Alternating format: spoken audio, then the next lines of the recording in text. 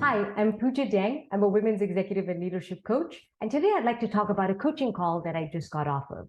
My leader basically expressed, it's so naive of me in January this year, where I was all gung ho and sort of thinking, I've got this. I'm going to network. Every 2 weeks, I'm going to do this.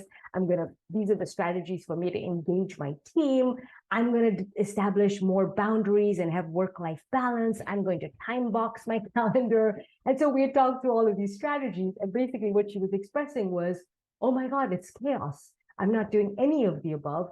None of them apply. Instead of feeling like I've got this under control and I'm on a path to success, I feel like I'm barely holding on and I'm exhausted and I'm sick, basically, right? Now, this is a tough situation and definitely not uncommon. I think coming off of the pandemic as well has shown us that now it sort of is, let's get real, let's work hard. And in companies as well, with the recent layoffs, there is a lot of increased pressure to do more with less, as well as the fact that people aren't feeling sort of stable and loved and whatever, right? Because they're just sort of feeling the sense of anxiety that they could be next and that there's a lot to do and there's a lot going on.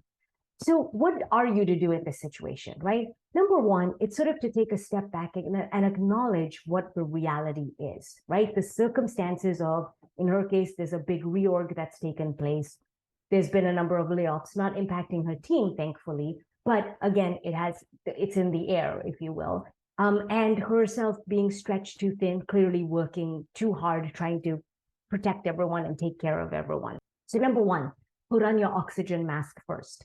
Realize, especially since she was getting sick, that something's got to change. And clearly she's running herself down and it's not going to be helpful to her, nor is she going to be in a position to really help her team. So step number one is to really identify, okay, I've got to get to become like a prioritization ninja, right? Now, don't get me wrong. I'm type A, like probably you are watching this, where we want to get a ton done, where we are super optimistic about how much we can do in a day. And we're just trying to fulfill all our responsibilities.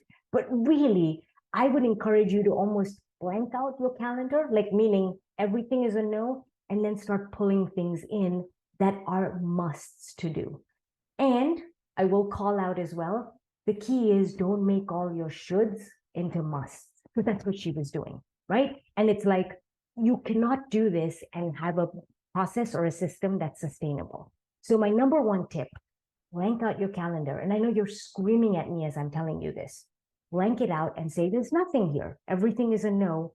What is a must to add in? Because step number one was really to just give her space and force the prioritization so that she can kind of have the breathing room, heal, not be in a burnt out churning state, and be able to focus her best energy on the things that are key and super important.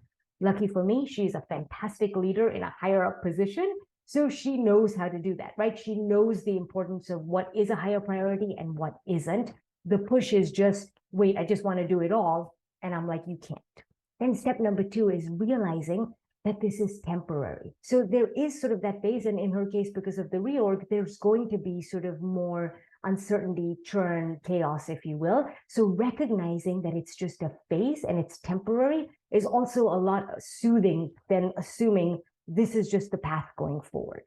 Number three, I told her she can still continue on her networking goals. You and I that have worked together know that I'm a huge fan of building your relationships, but we reframed it from networking because I want to get to know people to really strong relationship building in a time of crisis, you want to call it. So I encouraged her to limit the number of people and identify key functional stakeholders that she may already know that she can use to strengthen the relationships so that, for instance, they could brainstorm together on how to keep the team engaged. Or they could be a sounding board for each other to say, hey, things are going to heck here. Are you feeling the same way? What's working for you? So the blanket of networking doesn't have to be, oh, I'm following this pattern.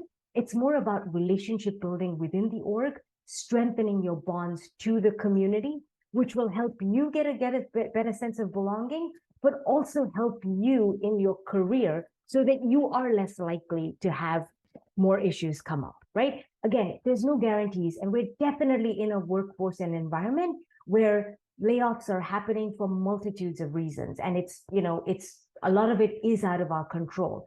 But if you're going through your day-to-day, use a couple of these tips to really sort of keep it together, set the right expectations, hold yourself to the right bar, and protect yourself so that you can be in a position to do your best work. And oh, by the way, then you're getting yourself set up to be an agile leader, and that should the worst case happen, you will be better positioned to take charge and be able to find your next adventure and be able to find the next place where you can have an impact. I hope that was helpful to you. Until next time.